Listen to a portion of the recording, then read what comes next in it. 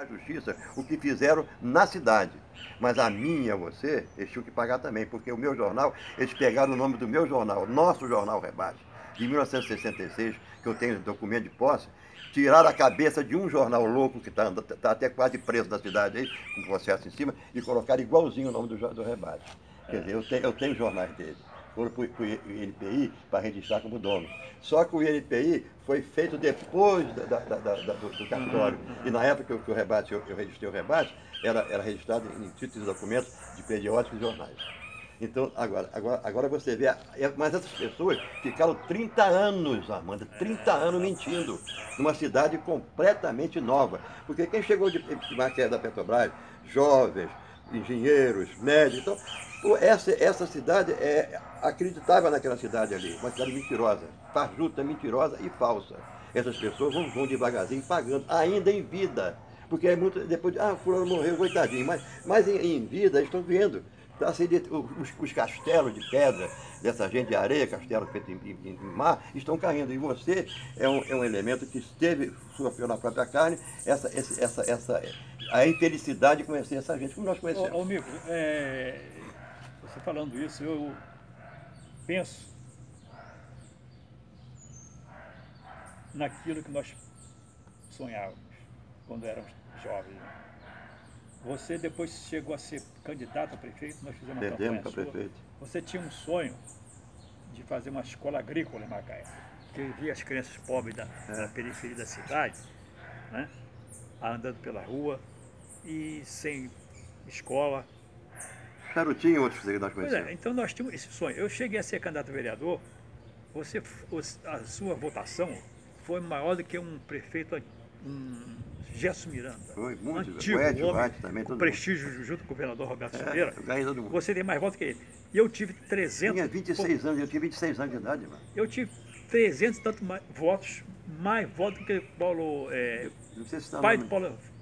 do que Salvador. Salvador Antunes. Eles ganharam a eleição, acho que foi. Tive Eu acho 300 que e lá poucos votos, tinha acho que 15 mil nós na fizemos época. quatro vereadores quase. Eu, você, o prefeito, Leodino, o Edson e o. Pois é, então a gente manteve esse sonho até aquela ocasião, né? Mesmo com a ditadura já atuando forte nessa época, inclusive, né?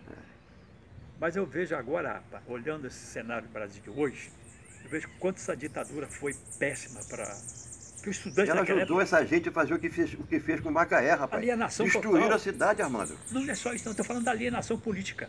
Quando eu vejo no alienação. Facebook aí, essas mensagens desse rapaz aí, pedindo faixa na rua, pedindo a ditadura de volta, é porque não viveram aquela Eles época. querem mais 40 anos de Macaé Eles não para sabem apagar a história? Eles não sabem o que é a ditadura. Só quem viveu que sabe isso. Quem foi torturado tem uma dimensão muito maior que qualquer homem, qualquer estudo de história, qualquer coisa, porque ele viveu aquilo. Então, quando eu vejo esse rapaziada aí, que passou a ser 21 anos aí, sem participar de movimento estudantil, sem ir a congresso, sem estudar nada em relação ao Brasil, hoje eu fico abismado do que eles falam. Falei, pô, que mudança é essa que aconteceu no Brasil? Então, essa juventude está totalmente perdida. Ô, Armando, você, esses 30 anos, Armando, ou 35 anos, foi colocado dentro de uma tampa, uma coisa que eu não sei o que, para tampar a história. E tentaram criar uma nova história. Mídias diferentes, pessoas diferentes, mas objetivando, sabe o quê? Pegar as pessoas que chegavam de fora em Macaé, como a cinegrafista, a família dela, como tantos jovens que hoje estão na Petrobras, que formaram, e ali esquecer que havia o rebate, que havia o seu jornal, que havia uma história totalmente ligada à cidade e inocentemente pura. E fizeram o que está aí. Hoje estão tudo pagando, Armando. Eu vou mudar um pouco de assunto, mas me cabe nisso que ele está conversando, falar sobre quando eu estava em Campos. Fui muito bem recebido em Campos. E chamado para dar palestra em escola, lá, Escola Técnica Federal. E quando houve a greve, na época, do Cláudio Melo, eu entrei em greve também. Os parceiros meus do meu nível, todos subiram. Eu fiquei ali embaixo. 15 dias no pau lá. E falei para minha mulher, olha, tá arriscado eu perder o emprego, mas não, tudo bem. Então eu fiquei do lado do sindicato na época, que era contra, na época, o Collor de Mello estava tentando desmoralizar o trabalhador brasileiro, né? Já se sentava, Aquele né? caçador de marajás. Né? Sacanagem. Caçador de Tem esse papo também, hein? Então eu fiquei do lado do sindicato. Foi até, dei entrevista à televisão, fui puxado por um sargento lá, porque estava querendo pedir uma moça de entrar, explicando para ela o que era o movimento de greve. E ela com medo. Bem, por causa disso, eu recebi um convite para ir para os Estados Unidos fazer um curso lá. E fui para lá. E levar coisas interessantíssimas nos Estados Unidos com relação à política. E eu entrevistei um catedrático da Universidade de George Washington, falando sobre o movimento sindical.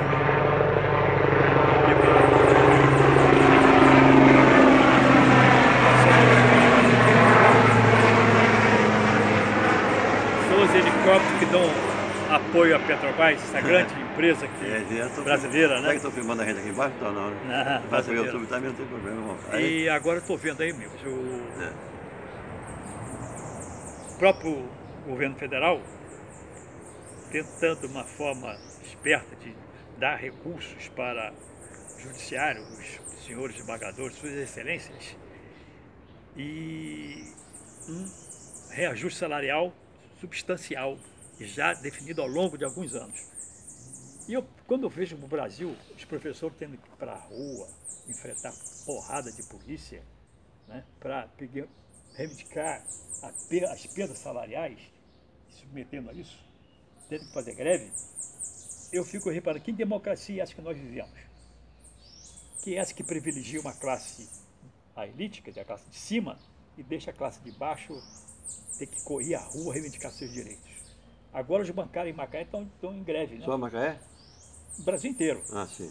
Mas querem dar um lucro astronômico que tiver nesse primeiro semestre, eles querem dar uma merreca para eles.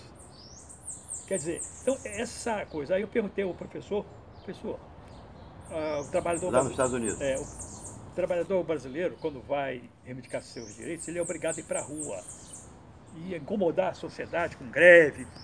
E muita gente que não entende isso bem, está lá em cima, acha que são de baderneiro, mas inclusive são chamados também de comunistas.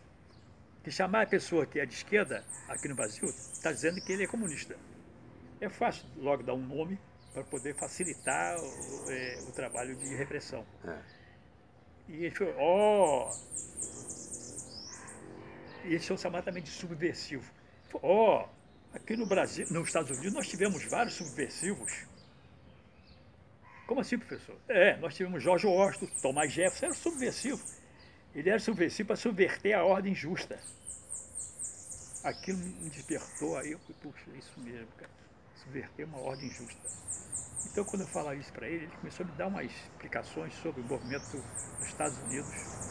Né? Ele era sociólogo, médico da Universidade de George Washington. Então, eu fiquei encantado com ele, gravei Você até... Você sabe que foi nos Estados Unidos que foi o primeiro movimento de trabalhadores que foi enforcado, foi nos Estados Unidos. Aquelas mulheres lá também, né, que morreram queimadas. Trabalhavam em tecelagem, foram queimadas, entendeu? Então, tudo isso me deu assim, bastante substância, entendeu? Na formação política, para eu continuar a minha luta com cerceamento, quer dizer, com esse espaço que houve entre 64 a 85, né, que a ditadura nos proibiu, botou a mordaça na boca, e a gente mesmo assim, você com o rebate, nós enfrentamos, malucamente, a gente enfrentou o exército assim uma vez, botou o jornal para rodar, e tinha opção de erro no jornal. Você lembra disso? Aí depois, nós éramos obrigados a ir ao quartel, mostrar o jornal, dizer que o jornal ia ser impresso. Aí eu vim oficial para olhar, ver o que tinha de grave ali. Um belo dia, quando nós achamos que aquilo era um absurdo, né, pensando, ainda mais que o quartel não tinha o direito de censurar jornal. Tinha, porque por causa do AI-5 Eu dele lá. sei disso, mas tudo bem. Na cabeça da gente não tinha. Aí uma certa vez, o jornal... Segunda daí. Nós começamos a fazer uma sacanagem, quer dizer, É. vão rodar o jornal 2 horas da madrugada. E era no inverno, hein? Nós tínhamos que ir lá no quartel, nós vamos rodar o jornal agora, hein? Mas agora? É agora. E procura o oficial de dia, não achava o oficial de dia. E o cara da guarda disse, olha, acho que ele está em casa. Não podia estar em casa, né? Tá em Deus. Chegamos lá com aquela VMaguete velha sua, chegamos lá e ele morava num apartamento, que eram 2 pavimentos, e batemos palma, aí ele apareceu na janela, com o dorso nu, e o que é? Então, olha, nós vamos rodar, o rebate vai ser rodado agora. Ele desceu quieto, entrou na VMaguete, e lá no jornal, quando pegou, censurou todas as matérias que já estavam impressas. E tinha passar rolo, aquilo tudo. Daquele na mão, né? E a primeira página era a última para ser rodada. A primeira, né, e a última. Nós botamos uma notinha na primeira página dizendo o seguinte: as matérias em negrito foram censuradas pelo Comando Forte Marechal Hermes. Não podia falar isso não, falando. Aí falamos, pô. Dia seguinte, quando o jornal estava na rua, lá, quartel me chamando lá no quartel. Quando chegamos no quartel, estava a oficialidade toda ali embaixo, e a uma distância de uns 20 metros, eles mandaram a gente parar e começaram a dar os porros na gente, lá de longe, ameaçando a gente, né? E nós fomos embora, depois rindo pra caramba da sacanagem que nós tínhamos feito, né? E assim nós fomos tocando o jornal, né? Enfrentando os caras, recebi inclusive inquérito na acusação que tinham feito contra mim, Fizeram, né? tal de Argos, tinha feito uma acusação contra mim e tal. E eu lembro que uma vez eu fiz uma matéria no rebate, botei assim, elogiando os kibbutz que havia na Rússia. Aí o oficial me chamou lá, por que você botou na Rússia? Não é Israel? Não, eu só conheço da Rússia.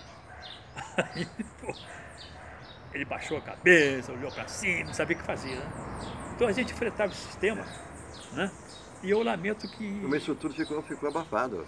A história ficou ali. Entendeu? Eles conseguiram, essa paranoia que foi passado do americano para o Brasil.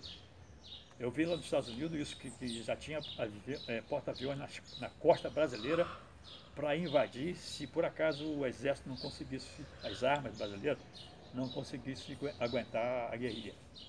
Estavam esperando uma hora. O que nós íamos fazer naquela época, Baiano? Nós jovens, doidão também. Se eles entrassem, o que você ia fazer o quê? Ficar parado? Nós íamos entrar numa guerrilha mais forte ainda. Pois é, então, esse espaço enorme é a formação de uma geração. Um menino que tinha 10 anos, com 21 anos estava com 31. Né? Com 31 anos, cara. Já não está sabendo. Então, aí os militares nossos, preocupados com aquela Guerra Fria, essa questão da paranoia comunista, né? Porque eles tiveram aquela, infelizmente, aquele de 35, aquele negócio que os comunistas invadiram o quartel, mataram os oficiais na cama, que foi terrível realmente. Não intentou, na chama? Intentou nos comunistas. Então eles ficaram com aquele trauma, né? E quando se falava em que comunista estava expandindo, aquela coisa toda, o americano começou a dar instrução no Brasil para bater. E até hoje eles estão aí, por aí. Eles continuam. Pois é, então, eles, num dado momento da Revolução, nós chegamos a conversar sobre o projeto que, por um lado, está satisfeito, porque ia cortar a opção de político corrupto, não foi? Corrupção, político corrupto, vereador, deputado, nós ficamos satisfeitos de cortar aqueles caras. Mas esperávamos que, além disso, haveria um projeto, uma geopolítica, que até a própria Escola Superior de Guerra viesse com um projeto pronto para poder implantar no Brasil. Mas pensando na ajuda, mas não, e o que fizeram foi preocupação com o comunismo e depois, já que não tinha projeto nenhum, eles iam Não teve jeito. prendendo as... porque, claro, o cara não queria ditadura, né? E quando eu estive nos Estados Unidos, visitei o Banco Mundial, tinha até aquele jornalista que matou a namorada dele, lá em São Paulo, como é o nome dele? É o Mesquita? Mesquita não, ele... Do jornal do Diário. Ele era no Banco Mundial, ele é o representante da América Latina. Eu conversei com ele, como é que a ditadura, vocês controlavam os recursos que se davam para a ditadura? Não, os generais disseram que não se preocupar não. Não tinha controle nenhum. Hoje se fala em corrupção, que Lula era o líder do roubo da Petrobras. Isso já vem de longe, rapaz. Isso aí vem da história. Já Só que incorporou, o líder é um grande... O Lula é um grande líder, realmente. Né? Ele mexe com as massas. Mas o partido da esquerda, do partido do PT, realmente foi muita besteira, né? Mas você vê que não tem só o PT, tem todos os empresários capitalistas, todo mundo envolvido com corrupção, na saúde, na justiça. O país está podre, cara. Está podre.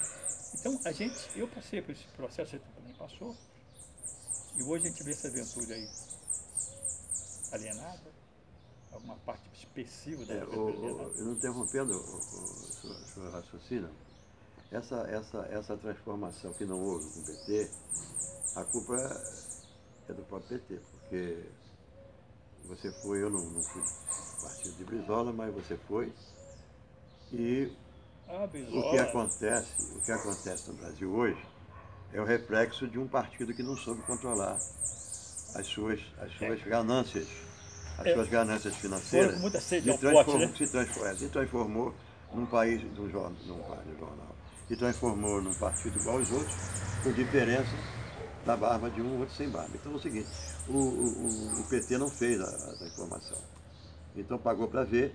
Então vai para o lixo da história. Ele vai para o lixo da história, pior de tudo, não é só isso para o lixo da história, não. Vai para o lixo da história e não levou os pais do lixo da história, que é a FHC. A FHC que está agora se arvorando nesse governo que está chegando. Então isso aí é uma lama. Por isso que eu digo assim, não existe essa preocupação de que se o PT é lama, se o PT é tudo, isso aí é o sistema que está aí, que controla essas mídias, que controla essas bagulhadas todas aí, é que está dando essa porra. Deixa eu lembrar um negócio interessante agora. Você falou no de PT e tal. Quantos anos o PT teve no poder? 13 anos apenas. Vamos dizer, 13 anos. Eu não vou discutir essas de PT, não, porque eu preferiria que eu... Não, peraí que eu vou falar com você. Aí eu vi uma matéria no Facebook, um cara, seus petralhas, aí agora quero ver o dinheiro... seus ladrões. Se for baixar em Facebook... Eu estou falando, essas mensagens que eu estou vendo no Facebook, estou animado. Eu dei uma resposta para esse rapaz. Mas você perde tempo. Não, tempo não, mas eu falei o seguinte, escuta aqui, o que são 13 anos em 500 anos? 500 né? Ele vai ligar. Porque, quando a gente chama de elite, quer dizer, quem mandava nesse país, né, tem uma história muito longa, eles acertos e erros. E o PT teve apenas 13 anos. Não soube mudar. Nesse processo. Teve medo de mudar, porque deve ter pensado que além de no Chile tentou, mataram, então vão aguentar, vão participar, vão ajudar, vão aproveitar. Eu sei, eu tiro por mim, eu fundei essa porca desse partido PT, eu fundei. Aí, quando houve a chegada, você tem uma ideia o que era e é esse PT. Tem um amigo nosso do PT, que é meu companheiro, chamado Moctezuma, ele é arquiteto.